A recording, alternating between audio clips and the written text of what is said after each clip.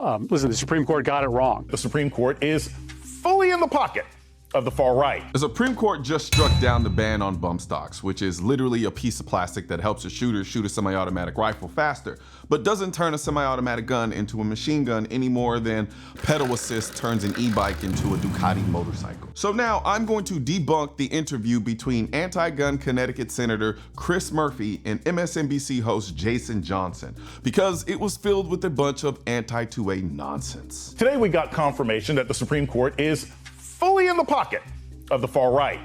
In fact, they're even further to the right than former President Donald Trump. Jason, yes, I know this guy personally.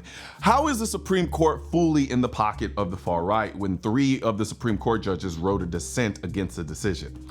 Come on, bro. Stop it. In 2017, a gunman opened fire on a crowd of people at a music festival in Las Vegas.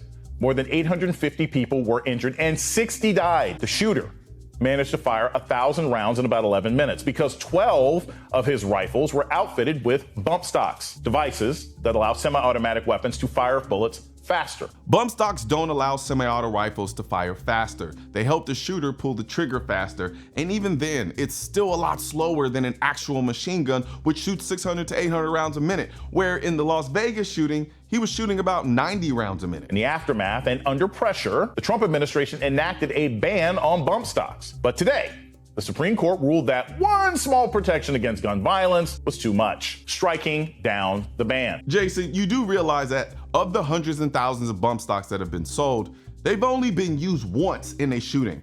And I could argue that the bump stocks actually saved lives in the shooting because though they help you shoot faster, they also make the shooter wildly inaccurate. As someone who has been frighteningly close to multiple mass shootings at multiple universities that I have attended and worked at, I want to personally thank you for the work that you have done about this epidemic and this crisis in this country.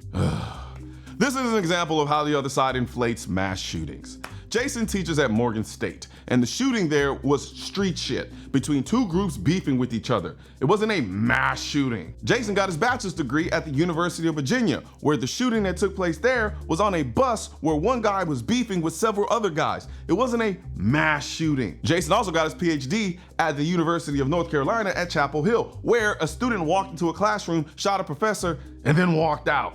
It wasn't a mass shooting. Bro, stop. I'll start with this. What is your reaction to the Supreme Court's just naked dismissal of the gun crisis that our country is in right now? Well, thanks for having me. I'm sorry for your experience. Unfortunately, it is not the exception these days. It is the norm.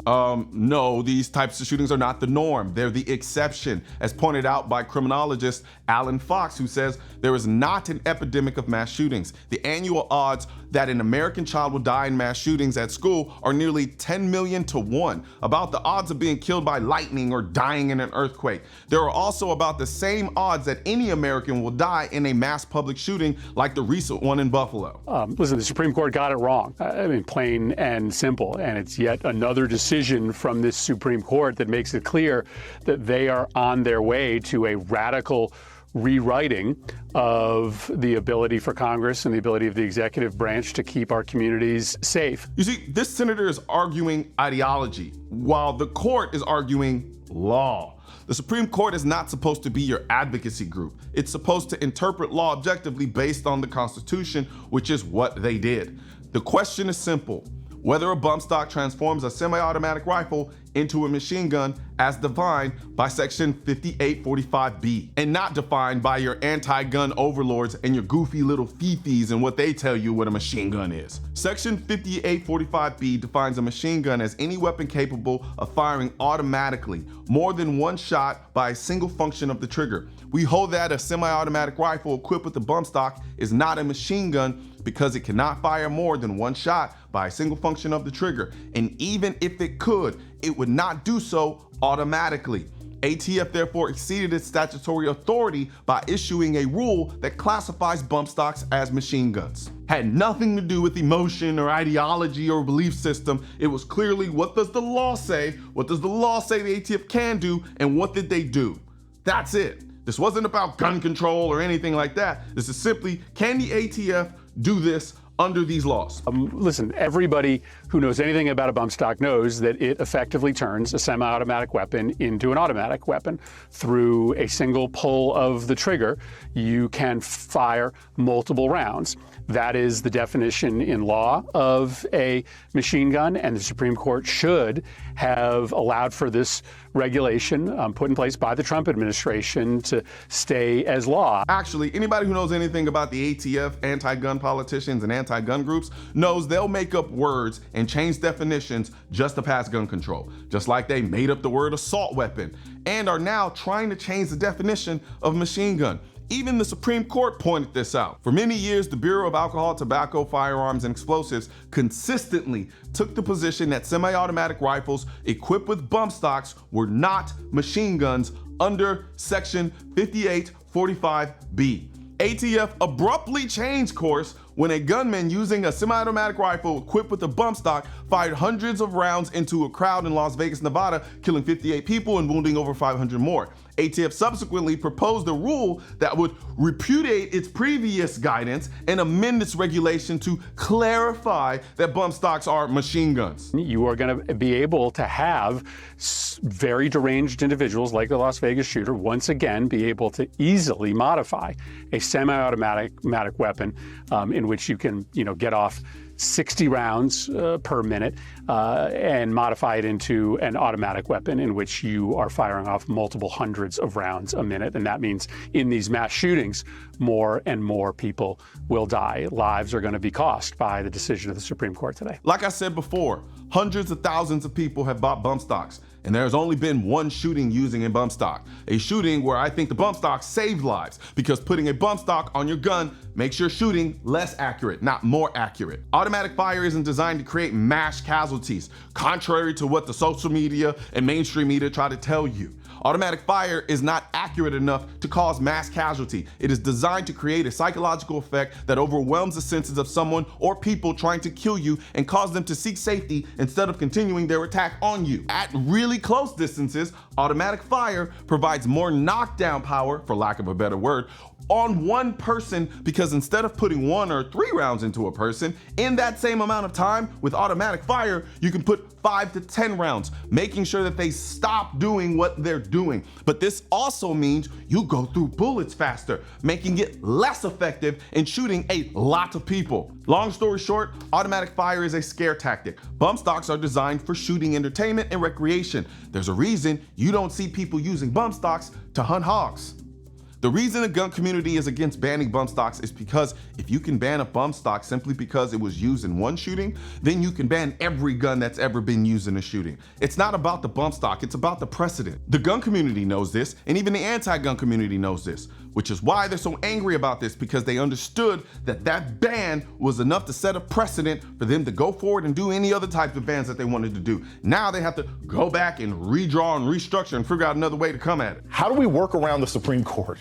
Because it seems like every time Congress or elected officials make some effort, they cut it off at the knees. What can other branches do in order to sort of provide some gun safety for Americans if the court is consistently opposed? Asking how do we go around the Supreme Court is crazy, and is the exact reason why we have 3 branches of government, for people like Jason who think their personal belief supersedes the Constitution and individual rights. The Brune decision, which is a decision from a prior conservative court, did reinterpret the Second Amendment and creates a really confusing new test for district courts in which they have to look at the historical precedent of regulating firearms in this country, which of course is very difficult when you have technologies changing very fast.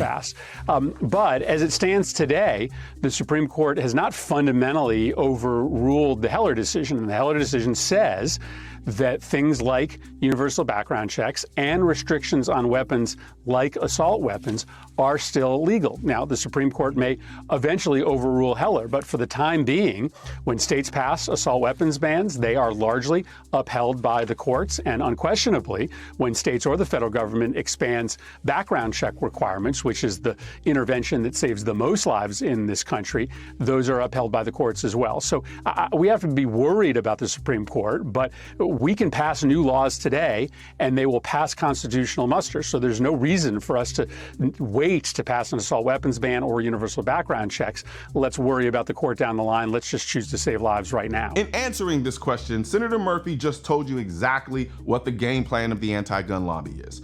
UC bump stocks were banned in 2019, and it took just under 5 years for it to get to the Supreme Court. And honestly, that's actually pretty fast, especially considering they even took the case in the first place. These people know the court system moves slow. So what they do is they pass laws that they know are unconstitutional and then make them go through the court system, which may or may not even make it to the Supreme Court. By that time, we have to spend more years undoing everything that the unconstitutional law did. What this does is give them time to try to get more left-wing anti-gun judges on the Supreme Court so that when the law finally makes it to the court, they will rule in favor of the anti-gun groups. They play the long game and they do it well. They do the exact same thing with Congress. That's why gun groups are so important, because the manpower that they have and the resources that they have gives them the ability to keep fighting back these types of laws as fast and consistently as they can. But even they struggle to keep up because there is so much money behind these anti-gun groups